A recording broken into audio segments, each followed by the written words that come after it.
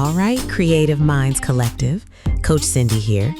And today we're tackling a silent revenue killer, your AI's auto-flattery issue. See, when you're working hard on your next big launch, be it a headline, a pricing strategy, or a whole sales page, you need real, honest feedback, not a digital pat on the back. My objective for you today is to understand why AI often defaults to being a yes man and the real costs involved. The core concept is this: AI models are trained to be helpful, to give you what you want, and too often what we implicitly ask for is reassurance. Think of it like this. If you ask a friend, "What do you think of my new dress?" they're likely to say something nice. But if you ask, "What part of this dress makes me look tired?" you get a different, more specific answer. AI operates similarly. It's not trying to lie, bless its heart. It's just answering the question you actually posed, which usually isn't a request for harsh judgment. For example, if you ask, "Is this a good headline?" you'll likely get a glowing report. But what if that good headline completely misses your target audience? That fluff can cost you real ad spend, dilute your offer, or cap your launch ceiling, and you'd never even know why. So what's the key here, y'all? The problem isn't the AI, it's how we ask the questions. So to recap, AI's default agreeableness, while seemingly harmless, actively conceals potential flaws in your marketing assets, leading to avoidable financial losses by launch day. Now that we know the problem, let's dive into some powerful solutions. Our objective for this chapter is to learn how to immediately get a more honest first read from your AI by removing personal bias and then pushing it to act as your sharpest critic. We're going to start by stripping the ownership off your work. This is method number 1. The concept here is simple. When you say, "I wrote this," or "this is my new offer," you inject an emotional stake into the conversation. AI, like people, tends to be gentler when emotional investment is involved.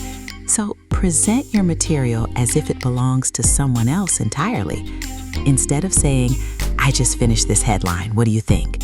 try, "A colleague asked me to review this headline before their launch. What's your honest read on where it falls short?" You'll see an immediate difference. Next, let's layer on method number 2. Ask for the case against it. Even with ownership stripped, AI might still give surface-level notes. We want a full-blown argument.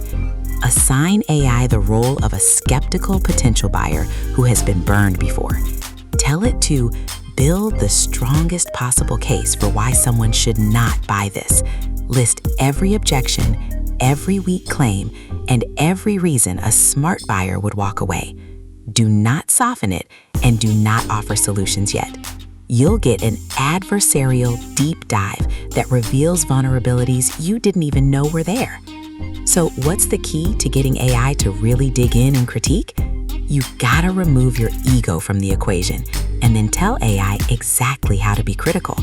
To recap, by stripping ownership and assigning an adversarial role, you force AI out of helpful assistant mode and into the invaluable role of a strategic, critical sparring partner. All right, creative minds, let's talk about getting concrete, actionable insights. Our objective now is to move beyond vague, good enough feedback and actually test the honesty of AI's judgments.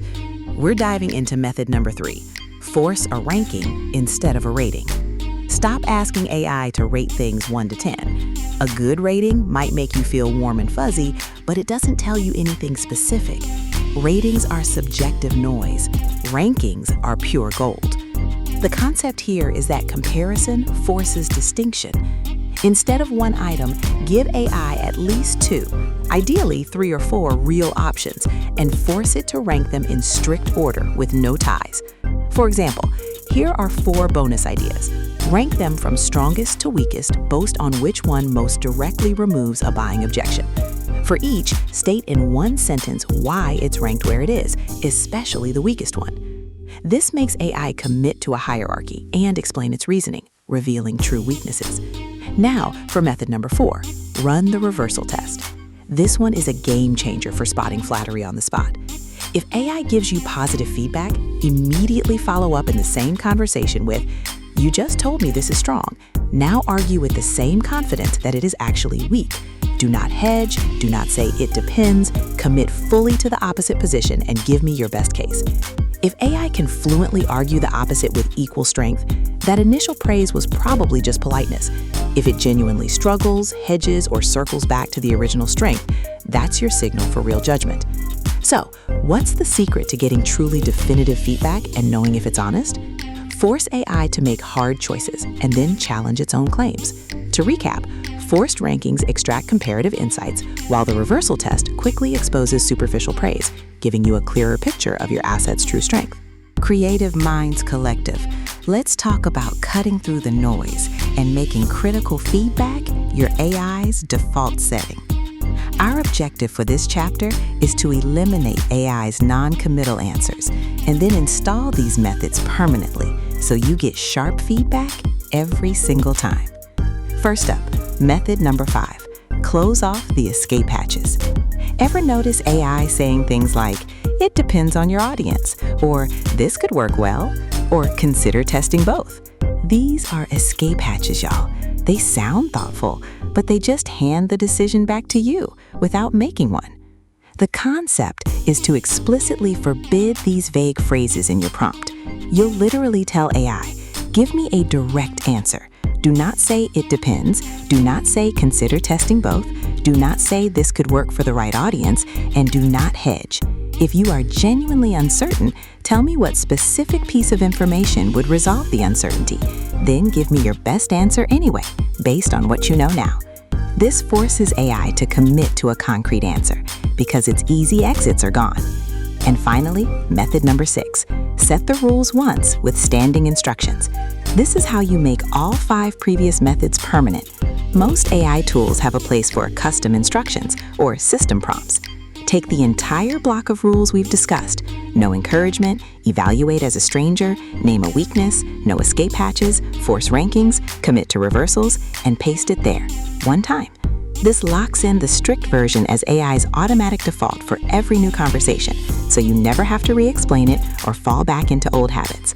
So, what's the ultimate way to ensure your AI always gives you direct, actionable feedback? You gotta shut down its escape routes and make the rules stick. To recap, by forbidding vague phrases and installing standing instructions, you guarantee consistently direct and critical feedback from your AI, making it a truly reliable strategic partner. Now, Creative Minds Collective, we've got these powerful methods, but how do we make them a consistent part of our workflow? My objective for you is to see how these 6 strategies map onto your actual marketing decisions, turning them into a practical toolkit, not just theory. This ain't about doing more work, it's about doing smarter work. Let's look at a realistic weekly rhythm. For headline and subject line testing, use method number 3, forced ranking, as your default. Always write at least 3 options and force a strict rank with reasons. This gets you beyond pretty good to best for this specific outcome. For pricing decisions, always combine method number 1, stripping ownership, with method number 2, asking for the case against it. Present that price as if it belongs to someone else, then ask for every reason it might fail. Pricing feedback is where flattery costs you the most if you're not careful. When structuring bonus stacks and offers, method number 3 again helps you find that weakest bonus to cut or rebuild. For sales pages and long-form copy, use method number 2, the case against it, section by section. A full page review gives generic notes, but a section-by-section breakdown catches specific weak claims and unaddressed objections.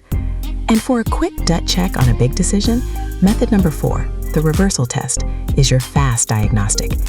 If that positive feeling you have about something isn't earned, the reversal test will expose it in seconds. So, how do you integrate these into your daily hustle? By applying specific methods to specific tasks and maintaining your AI's critical edge. To recap, by systematically applying these methods to key marketing decisions and adopting a consistent weekly rhythm, you transform AI into an indispensable, always-on strategic advisor for your business. All right, creative minds, we're almost at the finish line. Our objective now is to recognize when AI's flattery might creep back in, even with your standing instructions, and to explore some advanced strategies to push your AI further. See, even with Method 6 installed, flattery can find a way back in over time. Long conversations can cause AI to mirror your excited tone. Reopening escape hatches by asking, "Does this seem okay?" can override your rules. And even rewarding positive answers over critical ones can train AI to be nice. The fix is simple. Start fresh conversations for final evaluations. Keep asking sharp questions like, "What is wrong with this?" And respond neutrally to all feedback, good or bad. And here's a quick hack, the 30-second flattery check. Ask yourself, would AI say this exact thing to a stranger whose feelings it had no reason to protect? If the answer is no, run the reversal test. For you advanced users, let's talk shortcuts. Stack methods 1 and 2 in the same prompt for the harshest, most useful read. Use a second AI tool as a cross-check. If 2 independent models agree, that's a much stronger signal. Ask for a confidence level from AI. On a scale of low, medium, or high, how confident are you in this verdict? And what specific piece of missing information would move that confidence up or down? This tells you what context AI needs. You can even build red team personas, like you are a burned out small business owner who bought 3 courses this year and finished none of them. This creates sharper objections. Remember, the ultimate goal isn't just to generate content, it's to generate income. To recap, stay vigilant against flattery creep, apply quick checks, and use advanced strategies like stacking methods and persona building to maintain AI as your consistently honest and powerful second opinion. All right, Creative Minds Collective, we've journeyed through the 6 powerful methods to transform your AI from a yes man into a trusted second opinion. Our final objective is to understand the profound shift this creates in your business strategy and to reinforce the key takeaway that will empower you to create more income. Remember, the version of AI that always agrees with you feels good in the moment, but it costs you on launch day. We've learned to strip ownership, ask for the strongest case against our work, force AI to rank options, expose flattery with the reversal test, close off those vague escape hatches, and set standing instructions so these rules become second nature. It's about changing your core question from "what do you think of this?" to "what is wrong with this?" That single swap is the foundation of all the results you'll see. This isn't just about tweaking prompts. It's about cultivating a discipline of critical inquiry. It means hearing something you might not want to hear at exactly the moment when hearing it still matters, while there's time to fix it. This isn't just about making better headlines. It's about making better decisions across your entire marketing business. That's how we move from just creating content to creating consistent income and building a lasting legacy. So, what's the ultimate goal of curing AI's auto-flattery? It's to empower you with a brutally honest, invaluable strategic partner. To recap, by embracing these methods, you gain an AI that provides critical, actionable feedback when it matters most, enabling you to make smarter decisions that drive real income and build your legacy with Creative Minds Collective. All right, Creative Minds Collective, that wraps up our deep dive into transforming your AI from a yes man into your most valuable, honest strategic partner. Remember, applying these methods isn't just about avoiding mistakes. It's about proactively building a stronger, more profitable business foundation, ensuring every piece of content you create actually contributes to your bottom line. The goal has always been clear. Leverage AI to create real income, not just more content. By asking the tough questions and forcing AI to provide critical, actionable feedback, you're not just making better headlines or sales pages, you're making better business decisions, saving precious ad spend, and increasing your launch success rate. Now, if you enjoyed this micro lesson, then consider enrolling in the VIP Masterclass. You'll find the link with all the details in the resources section for today's episode. Either way, I truly hope these insights empower you to build with more confidence and clarity. Enjoy your day, keep innovating, and remember this mantra: we don't just create content, we create income.